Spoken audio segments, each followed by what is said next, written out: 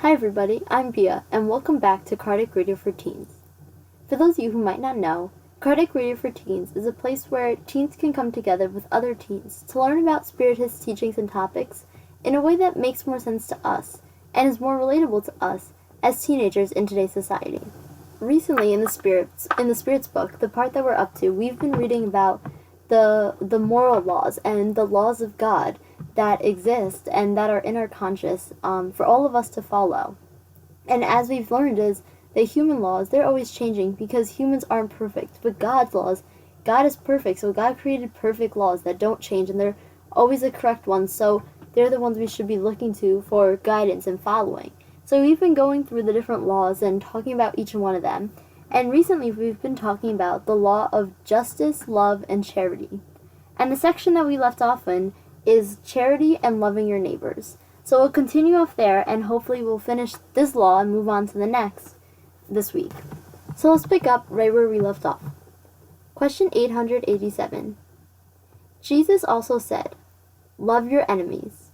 Does this contradict our natural tendency, and isn't unfriendliness due to a lack of sympathy between spirits? So here they're saying, so Jesus said to love our enemies. But they're saying that, doesn't that kind of go against what you're saying, because if you love your enemies, then they shouldn't be enemies. So it's kind of like a way in the words that doesn't really make sense if you think about it. So the Spirit said, "It would certainly be impossible for someone to feel tender and passionate love for an enemy. And this is not what Jesus intended. Love your enemies means to forgive them and to do good despite their malicious actions. By doing this, you become their superior. By retributing, you sink beneath them." So here what they're explaining is that if it's your enemy, if it's someone that you really don't get along with, the definition of enemy would not add up to you being able to love them.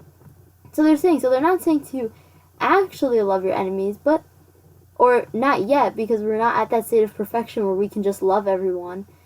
It's not to love your enemy, but it's to forgive them for mistakes that they made. And even if they're doing something bad, do something good back. Like we say a lot, 2 wrongs don't make a right. So if they do something wrong and then you do something wrong back, that's not going to fix anything. So what they're saying here is to forgive your enemies and to do good, because when you do that, you go above them and you're more superior to them. But when you do it right back to them, now you're at their level, or you even sink below them. So, because we knew better and we were doing it to be petty. So that's what it means by love your enemies. Of course, we're not at that level that we can actually love people who don't do wrong things to us, but we should start trying to forgive them and not reciprocate the action that they did on to us. Question 888. What should we think of almsgiving? So the word alms isn't something that a word that we usually use these days. So when you look it up, it means, in a historical context, it means money or food given to poor people. So here it's saying, so what should we think about when you give to the poor? And the Spirit's answered, to be reduced to begging degrades people, both morally and physically. It wears them down. In a social base on divine law and justice, a provision will be made for assisting the weak without humiliating them. This way, everyone who is unable to work would be guaranteed the means necessary to live, so as not to leave their life at the mercy of chance and individual goodwill. So here the point that they're trying to get across is that when people are at that state of poverty, that they're begging for food, that is such a big obstacle to overcome, a big trial to overcome, because like they said here, that's both morally and physically degrading. It's really a tough trial to go through to be in that position.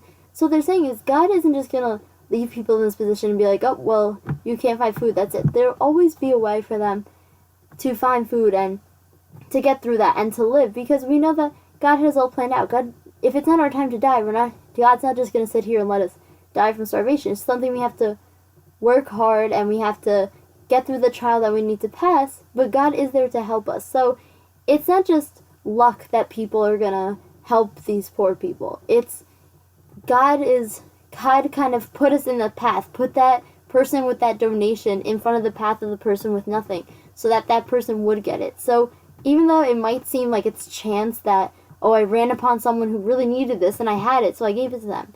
It wasn't chance. God guided us in that, the good spirits, they guide us in that direction so that could happen. Because they know that needed to happen. So it's not up to chance, and it's not about just each person's goodwill, but it's also the spirits and God also influence that so that those things do happen. And then there's a second part to this question, and it says, are you criticizing the practice of giving alms? So it's saying, are you criticizing helping the poor? And the Spirit said, no. Giving money to the poor is not what is reprehensible. The problem is the way in which it is often done.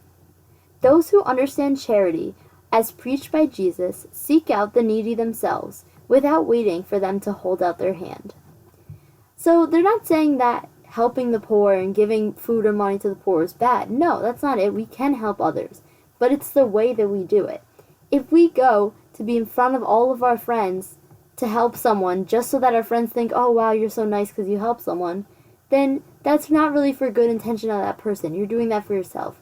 So we need to reflect on ourselves and see in what way are we helping people. Do we need the donation flyer to come to us, or do we go looking for people to help? So it's all about how we take the situation. So it's not, in our situation, it's not about that other person. It's about how we are acting in the situation, what we're doing. And then they continue. True charity is always gentle and compassionate, because the manner of practicing kindness is as important as the deed itself. A service, when gracefully rendered, has twice as much merit. If the same act is rendered in a patronizing manner, despite being accepted, the recipient's heart is not touched by it. So here they're saying that having gentleness and compassion, that's what makes charity. So it's not just, oh, I have these extra things, so I'm going to give it away. No, it's, maybe I don't even have extra things. This is something I really like, but I'm willing to give that up. Or giving it with gentleness and compassion and being kind makes it so much more meaningful and so much more thoughtful and better for everyone in the situation, for you and for them. So if you just were like, oh, I don't need this anymore, so you throw it away, it doesn't mean as much to if you were really truly kind and thinking it through. And then they continue. Remember that ostentation and pretension destroy the merit of generosity in God's eye. Jesus said, do not let your left hand know what your right hand is doing. This teaches that charity should not be tarnished by pride. So here what they're saying is, you don't have to let everyone know that you're helping someone, because sometimes we want to help people just because someone else is looking. Oh, I'm gonna help my other friend with their homework because the teacher said if I help them I get extra credit. Well, no, now you're not doing that good deed. You should want to help your friend with their homework no matter what. If they come to you and ask help, or you ask, hey, do you need some help? I'll help you with that. Not for any reason, but just to help. Not to show your other friends that you're helping, not to show your teacher that you're helping, not to show your family that you're helping, but just to help that person. Not even to show yourself that you're helping, to just help that self genuinely. So it says, do not let your left hand know what your right hand is doing. So if you're doing something over here with your left hand, you don't need to make a big scene so that everyone else sees it. And your right hand sees it as well. So that's what they mean by that. So we should not be scandalous and all over the place and loud with our charity. We have to kind of tone it down and realize it doesn't matter who sees or who reacts in what way, but it's about the act that we are doing out of pure goodness and kindness. And then it continues. A distinction must be made between alms given and benevolence. The neediest individuals are not always those found begging on the sides of the road. Many who are truly poor are kept back from begging by dread of humiliation and prefer to suffer silently and in secret. Those who are truly humane seek out this hidden misery and relieve it without any form of pretension. So here's what they're saying is that another step to this is that just because we might see someone on the street that needs help, doesn't mean that that's it. That's all the people. No, there's some people that they're humiliated to go stand on the street. So instead they just hide and suffer silently. And we never know unless we kind of go looking for those people or if we hear about that and help those people. So we have to go the extra mile to not just say, oh, I passed this person on the road so I help them. No, but to go out of our way to help people as well. Not just doing whatever's easiest for us, because there's many people that need help in all sorts of ways. And even though we might think we can help, we can, even if we think of little situations like at school or at work or even in your family. And then it continues. Love one another is the divine law by which God governs all the worlds of the universe. Love is the law of attraction for living and organizing beings, and attraction is the law of love for inorganic matter. So here there's just stressing that love one another is the divine law. That's the law that governs all of us. If we could all love one another, then we would be perfect. We would get that understanding. If everyone was loving one another, we would be at that state of perfection. So love is what is going to connect us all, but we have to make that effort. And of course, this isn't going to happen soon, but we have to start trying with, of course, we love our family, but even sometimes in families we have problems. So we start by loving the ones close to us, and then we make a little bigger circle of who we love, and more and more and more. And even if those people might do something wrong to us, or even if we don't know them, we have to show them all of our love and have all that compassion and sympathy and kindness for them. And then it continues. Never forget that all spirits, regardless of their degree of advancement, whether reincarnated or errant, are always placed between more evolved spirits who guides and perfect them, and a less evolved one towards which they have the same duties to fulfill. Be charitable, and not just coldly tossing a coin to a beggar who dares to ask you for it, but by seeking out the poverty that hides itself from plain view. Be indulgent to the faults and weaknesses of those around you. Instead of despising the ignorant and vicious, educate them and make them better. Be gentle and compassionate to those who lag behind you, and act the same with respect to the humblest being of creatures, and you will have obeyed God's law. And that is by St. Vincent of Paul. So here they're also adding that never forget that we always have a good spirit, a mentor spirit, guardian angel, we could even call it, that is there to guide us and help us. So no matter what, we always have that spirit that's more evolved than us who helps guide us and helps us when we need assistance. So we're never alone in this, and we are working to get to this. And they said again, be charitable and help others, but not just the easy one, not just the, oh, I saw this person so I could give them a coin. No, go out of your way to help people.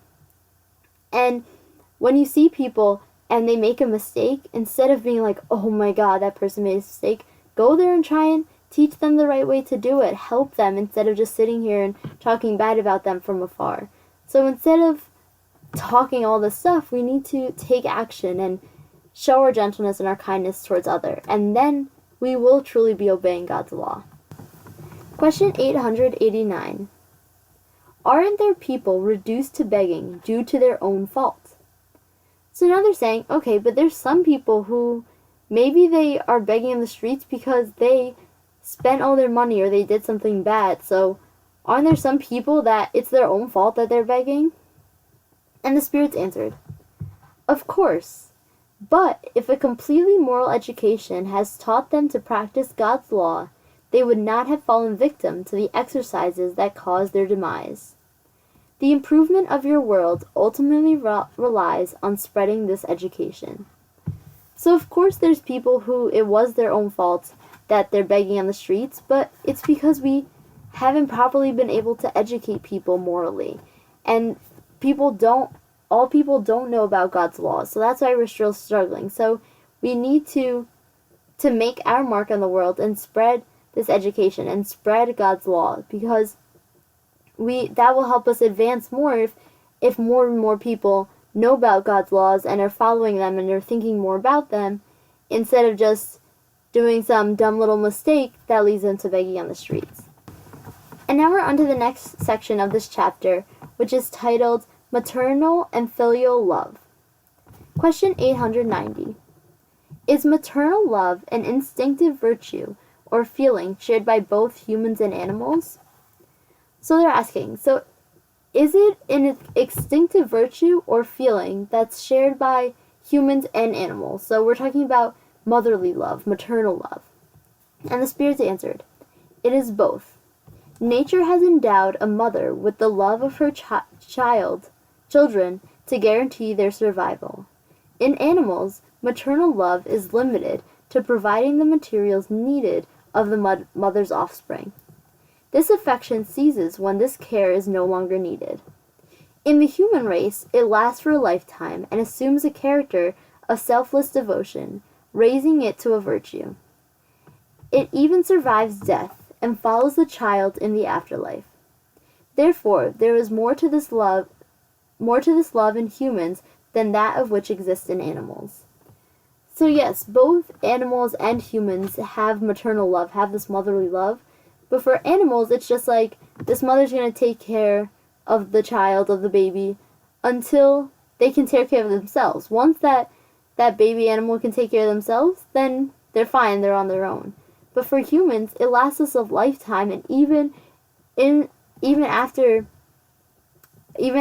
death of this corporeal body, that relationship still sticks. So it is just like they say here, selfish devotion of a mother to a child. So just complete love and dedicating their love to the children without expecting anything in return.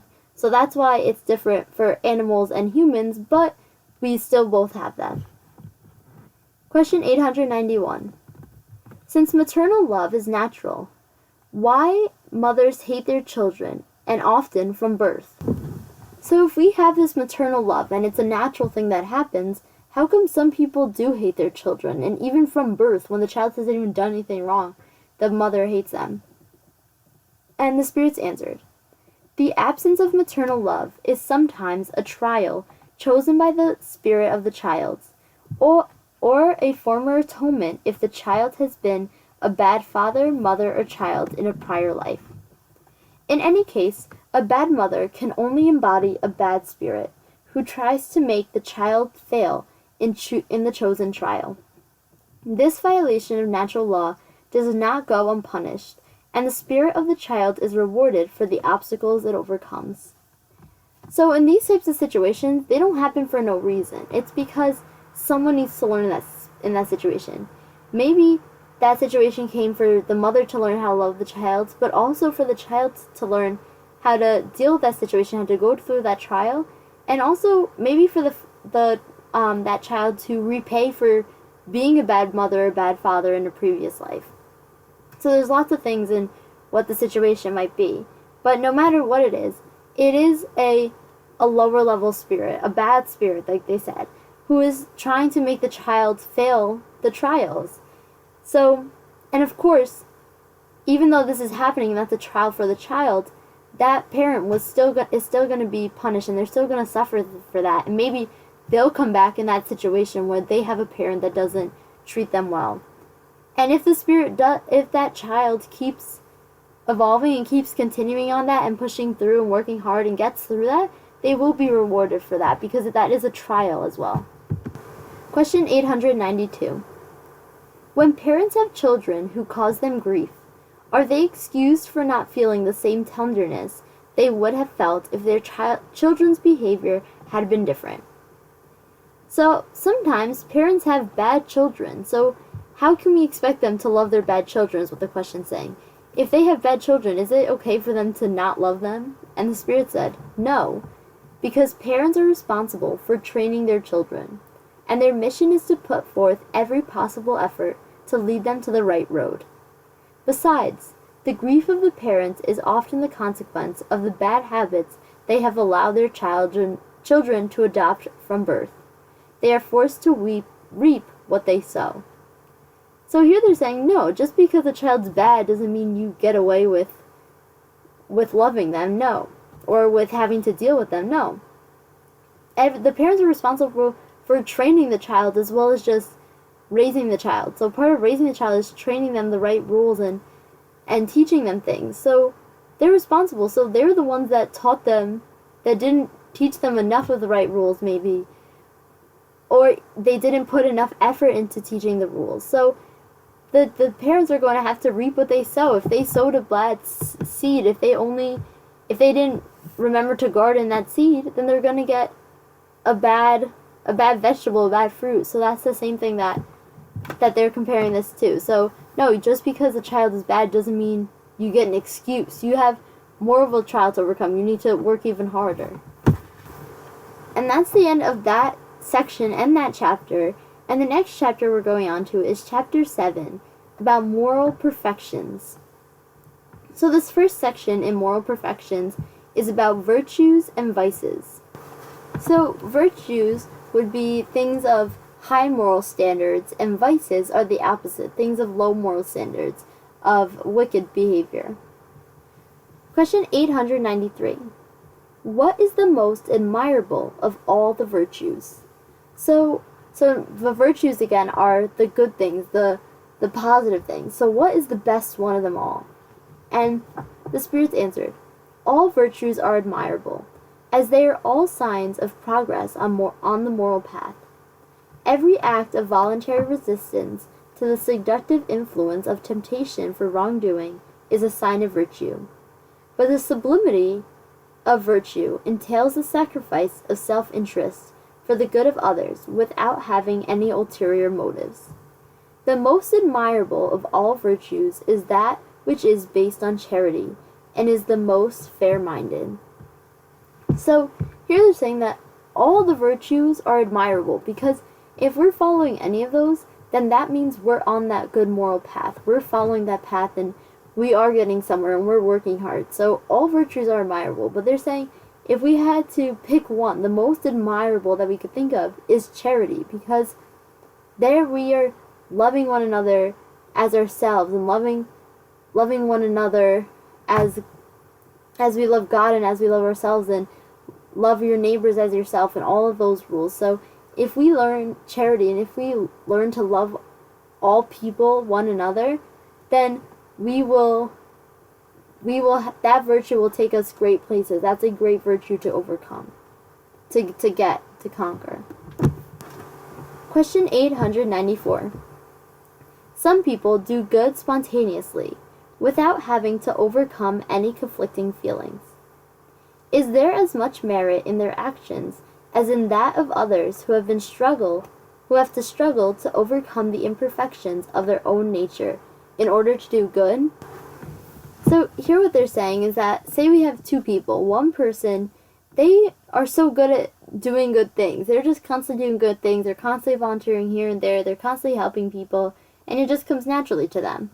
But some people, it's a lot harder for them to help people. But maybe that one time they were able to help that person no matter how hard it was. So they're saying, so because of their struggle, does that as good as the person who's helping a lot but spontaneously? So it's kind of like one person's helping all the time, but one person, they really struggled to help, but they finally were able to do something. So they're saying, are they both meritorious? Can you both get good merit from that? And the spirits answered, those who no longer struggle against selfishness have already accomplished a certain amount of progress. They have struggled and succeeded, and they no longer have to put forth any effort into behaving morally and justly. Doing good is perfectly natural to them, because kindness has become a habit that they have acquired. They should be honored as veterans. They have earned their medals. So here they're saying that we can't really compare those people because they're at different levels. Like when we talk about the different levels that the spirits are at, when they're higher order spirits and lower level spirits, well, if they're doing good spontaneously and easily, that means that they've learned that, or they've perfected it, or they're close to perfecting it. So they're more evolved and they're higher up in that skill. But someone who really struggles to do something good and maybe gets one or two good things out occasionally, then that person is at a lower level because they haven't evolved. So it's not really comparable, because those people that are already doing all this good, it's because they've already overcome these things and they've already passed this test, like they're saying here. They already earned their medals. They don't need to do that again. So that's why we see that difference. And then it continues. As you are still far from perfection, their behavior is astonishing to you because their action contrasts so strongly with that of the rest of humankind, and you admire it given its rarity. However, the exception in your world is the rule in more advanced worlds. Goodness is everywhere in those worlds because they are only inhabited by good spirits, and even a single foul intention would be considered an exceptional monstrosity. That is why these worlds are happy, and it will be the same on earth when the human race has been transformed and understands and practices the law of charity in its meaning. So what they're saying here is that for us, when we see someone doing good all the time, like even some big names that we hear, Martin Luther King Jr. and all his protests with nonviolence, and Mother Teresa, and we think of such phenomenal people, and we think that we're like, wow, this is mind-blowing, because on earth, we don't have a bunch of good spirits like that. But what is something that's so advanced to us or so amazing to us? There are worlds that everyone is like that, and that's just the normal way to be, is to always be kind and caring and constantly giving spontaneously and doing good all the time.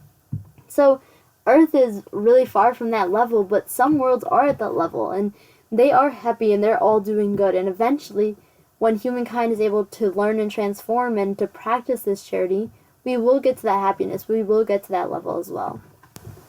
So that's where we'll leave off today, and next week we'll continue off talking about moral perfections. But before we leave off, I'd like to read our message from the Daily Book of Positive Quotations by Linda Picone for today's date, August 21st. Taking action. All you have to do is look straight and see the road, and when you see it, don't sit looking at it. Walk. We've done our research. We've talked with friends and family. We've made lists and created plans. Now we have to double check everything so that we can be certain everything is right before we move ahead. But sometimes we can plan ourselves right out of an opportunity by trying to make everything too perfect. Sooner or later, we have to stop planning and get moving. It may be more important for me to take action than it is for me to make sure my plan is perfect. If you guys have any questions, comments, concerns, anything you want to talk to me at all, feel free to email me at cardiacradioforteens@gmail.com, and I'll get back to you right away. I'm Bia, and this has been Cardiac Radio for Teens. Thank you all for listening. This has been Cardiac Radio for Teens. Thank you all for listening.